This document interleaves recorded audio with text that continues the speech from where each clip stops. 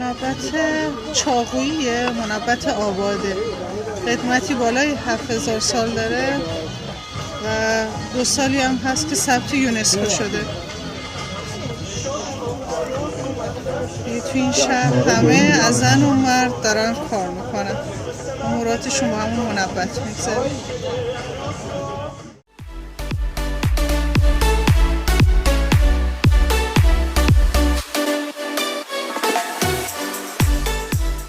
مرحله طرح و کپی میکنیم یا میکشیم و در نهایت تو 7 مرحله کار رو انجام میدیم.